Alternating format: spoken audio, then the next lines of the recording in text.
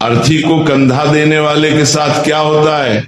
भक्तों, अक्सर आपने देखा होगा कि जब किसी आदमी की मौत होती है तो उसके घर वाले, रिश्तेदार, मोहल्ले वाले सब लोग मिलकर उसकी अर्थी को 4 कंधों पर उठाते हैं।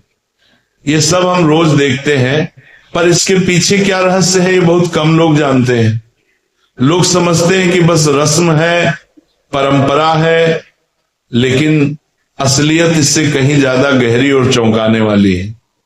आज जो बात आप पढ़ने जा रहे हैं वो शायद आपने पहले कभी नहीं सुनी होगी। ये बात सुनकर आपके रोंगटे खड़े हो जाएंगे और आप सोचने पर मजबूर हो जाओगे कि क्या सच में ऐसा भी होता है। द्वारका नगरी की रात बिल्कुल शांत थी। समुद्र की लहरें धीरे धीरे किनारे से टकरा रही थी। ऊपर चांद की सफेद रोशनी पानी पर ऐसे चमक रही थी जैसे हजारों चांदी के दीपक एक साथ तैर रहे हो। उसी पवित्र माहौल में भगवान श्री कृष्ण कमल की तरह शांत, गंभीर और तेजस्वी बैठे थे। तभी आकाश में अचानक एक हल्की सी ध्वनि गूंजी जैसे कोई विशाल पंख हवा को चीर रहे हों। कुछ ही क्षण में गरुड़ देव उतर कर आए और प्रभु के चरणों में सिर झुकाकर प्रणाम किया। कुछ देर तक दोनों के बीच अद्भुत मौन छाया रहा। फिर गरुड़ धीरे धीरे बोले, प्रभु, मेरे मन में एक सवाल कई समय से घूम रहा है।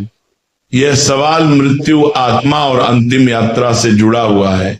आज कृपा करके इस रहस्य को खोल दीजिए। भगवान श्री कृष्ण के चेहरे पर मुस्कान उभर आई। उनकी आंखों में अपार करुणा, दया और ज्ञान की गहराई चमक रही थी। वे बोले, गरुड़, तुम्हारे सवाल हमेशा संसार के कल्याण के लिए होते हैं। पूछो, क्या जानना चाहते हो?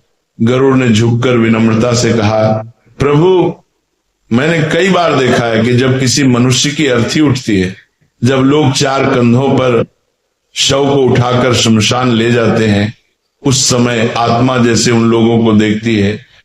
कभी कभी ऐसा लगता है कि आत्मा हर कंधा देने वाले को किसी अदृश्य तरीके से परख रही हो। मुझे समझ नहीं आता कि ऐसा क्यों होता है। क्या यह सिर्फ परंपरा है या इसके पीछे कोई बड़ा दिव्य रहस्य छिपा है? भगवान श्री कृष्ण ने हल्का सा दीर्घ श्वास लिया, मानो पूरा ब्रह्मांड उनकी सांसों के साथ चल रहा हो। फिर वे बोले, गरुड़, मृत्यु कोई साधारण बात नहीं है। ये वह दरवाजा है जहां से इंसान एक जीवन पूरा करके अगले सफर में प्रवेश करता है। जब अर्थी उठती है तो सिर्फ एक शरीर नहीं उठाया जाता, उस इंसान का पूरा जीवन उठाया जाता है। उसके अच्छे कर्म, बुरे कर्म, उसके अधूरे सपने, दुख दर्द, खुशियां, सब कुछ। फिर उन्होंने कहा, जब शरीर को घर से बाहर ले जाया जाता है तब आत्मा तुरंत नहीं जाती। वह कुछ समय तक वहीं रहती है, अपने पुराने शरीर को देखती है, अपने परिवार को देखती है और सबसे महत्वपूर्ण, वह उन लोगों को देखती है जो उसे कंधा देते हैं। आत्मा समझती है कि कौन सच्चे मन से आया, कौन फर्ज निभाकर आया और कौन सिर्फ दिखावा करने आया। इसलिए आत्मा कंधा देने वालों को देखती भी है और परखती भी है। गरुड़ थोड़े आश्चर्य में बोले, तो क्या प्रभु, अर्थी को कंधा देना सिर्फ एक रस्म नहीं है? भगवान कृष्ण हल्के से मुस्कुराए और आगे बोलने ही वाले थे। भगवान श्री कृष्ण धीरे धीरे मुस्कुराए, फिर गरिमा भरी आवाज में बोले, नहीं गरुड़, कंधा देना सिर्फ लकड़ी और शरीर का बोझ उठाना नहीं है। ये एक तरह का ऊर्जा का आदान प्रदान है। ये एक अदृश्य रिश्ता है, मृत आत्मा और जीवित मनुष्यों के बीच, जो शब्दों से नहीं बल्कि भावनाओं से जुड़ता है। कृष्ण आगे बोले, जब कोई मनुष्य सच्चे दिल से, पवित्र मन से किसी की अर्थी को कंधा देता है, तब वो अपने मन का प्रकाश, अपनी करुणा, अपना सम्मान, अपनी श्रद्धा सीधे आत्मा तक पहुंचाता है। ये प्रकाश ही आगे उस आत्मा के लिए रास्ता बन जाता है। जिस तरह अंधेरी रात में दीपक राह दिखाता है, उसी तरह कंधा देने वाले लोगों का सच्चा भाव आत्मा को आगे की दिशा दिखाता है। गरुड़ आश्चर्य से बोले, प्रभु, क्या सच में इतना प्रभाव होता है? कृष्ण मुस्कुराए गरुड़ पुराण में लिखा है कि जिसने निस्वार्थ भाव से किसी को कंधा दिया उसने 100 यज्ञों के बराबर पुण्य कमा लिया। क्योंकि ये काम सिर्फ शरीर से नहीं, दिल से होता है। ये किसी को विदाई नहीं बल्कि उसके अगले जन्म की ओर एक उजाला देने जैसा है। कुछ देर तक वातावरण शांत रहा। गरुड़ गहरी सोच में डूब गए। फिर उन्होंने धीरे से पूछा, प्रभु आपने कहा कि आत्मा कंधा देने वालों को देखती है, पर आत्मा वही क्यों रहती है? शरीर छूटने के बाद वह तुरंत आगे क्यों नहीं जाती? कृष्ण की आंखें करुणा से भर उठी। वे बोले, गरुड़, आत्मा अचानक हुए परिवर्तन को तुरंत नहीं समझ पाती। पूरा जीवन जिस शरीर में बिताया उसे छोड़ते ही वो भ्रम में चली जाती है। उसे समझ नहीं आता कि वो मृत्यु के द्वार पार कर चुकी है। उसे राह चाहिए, दिशा चाहिए, और वही दिशा अर्थी देती है। इसलिए 4 कंधे केवल शरीर नहीं उठाते, आत्मा के लिए 4 दीपक जलाते हैं। गरुड़ की आंखें फैल गई। उन्हें यह दिव्य ज्ञान चमत्कार जैसा लगा। वे बोले, प्रभु, यदि किसी मृतक को 4 कंधे ही न मिले तो फिर क्या होता है? इस बार श्री कृष्ण के चेहरे पर गंभीरता उतर आई। उन्होंने धीमी भारी आवाज में कहा, गरुड़, यह प्रश्न सरल है पर इसका उत्तर बहुत गहरा और दुखद है। सुनो, मैं तुम्हें एक ऐसी कथा सुनाता हूं जो केवल कहानी नहीं बल्कि सच्चाई है। यह घटना पृथ्वी के एक युग में सचमुच घटी थी। फिर कृष्ण ने कहना प्रारंभ किया, बहुत समय पहले पाटलिपुत्र नगरी में धनीराम नाम का एक आदमी रहता था। नाम तो धनीराम था पर दिल से बिल्कुल निर्धन। धन का इतना अहंकार था कि उसने धर्म को पैरों तले कुचल दिया था। वह ब्राह्मणों का अपमान करता, गरीबों को तिरस्कार से देखता, किसी की मदद नहीं करता, यहां तक कि अपने माता पिता का श्राद्ध तक नहीं किया। उसके जीवन में धर्म, दया, करुणा कुछ भी नहीं था। फिर कृष्ण के स्वर में मिठास घुल गई। लेकिन उसकी पत्नी रूपवती बिल्कुल विपरीत स्वभाव की थी।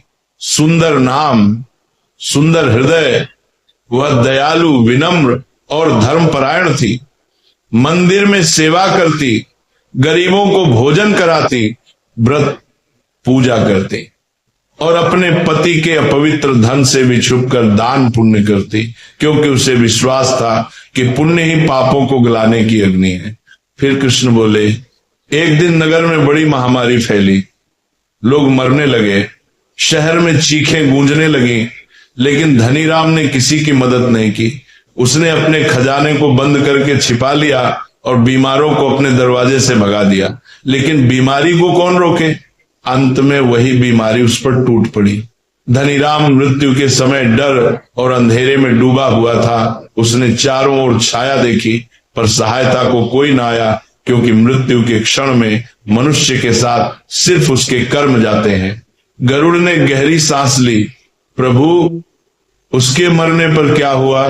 कृष्ण ने उत्तर दिया। तभी असली रहस्य शुरू हुआ।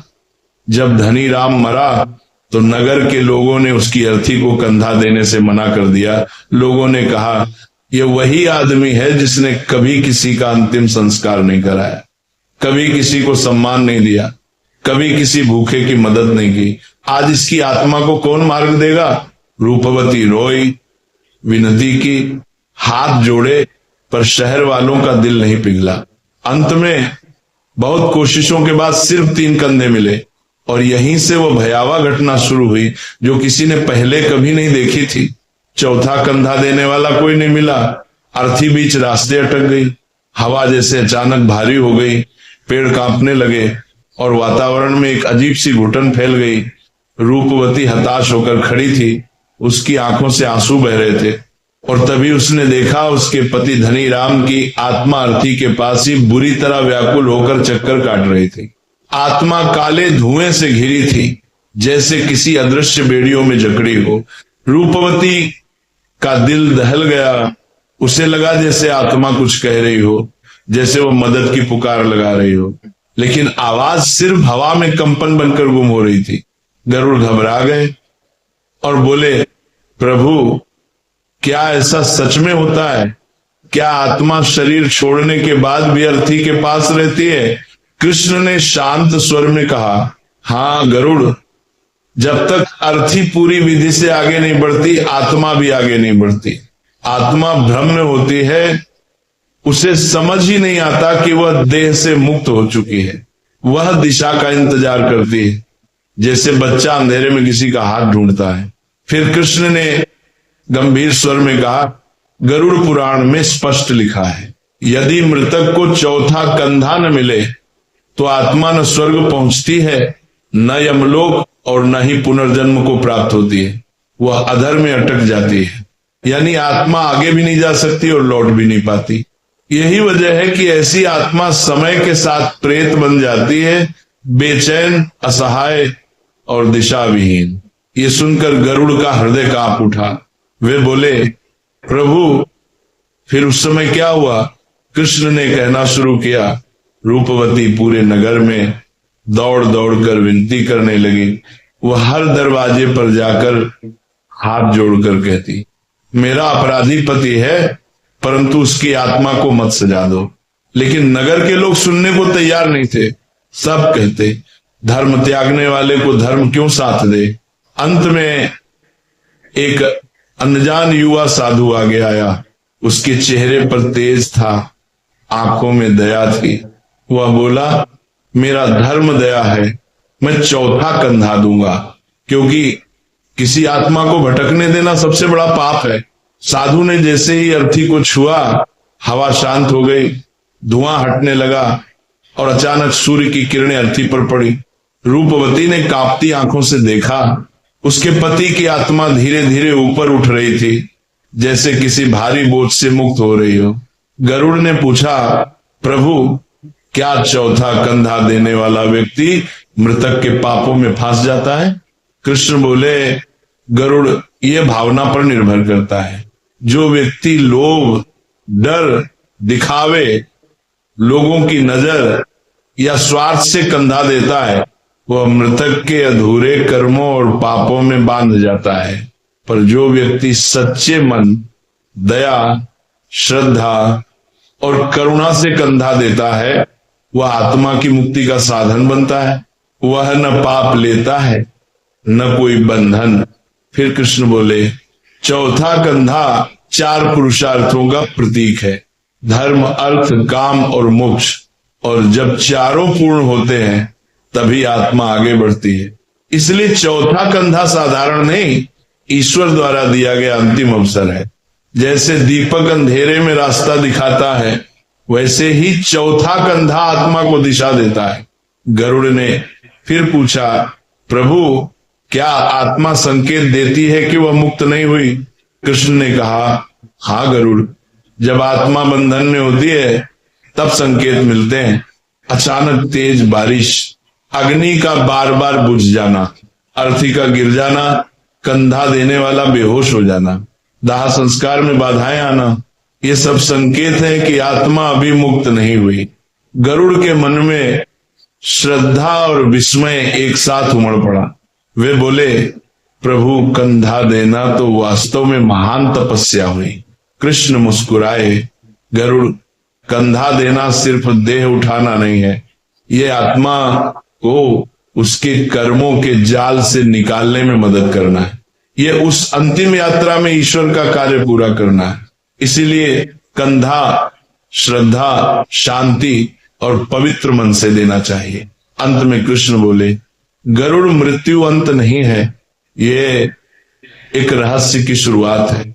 और जो किसी आत्मा को सम्मान देता है, उसकी अंतिम यात्रा आसान करता है।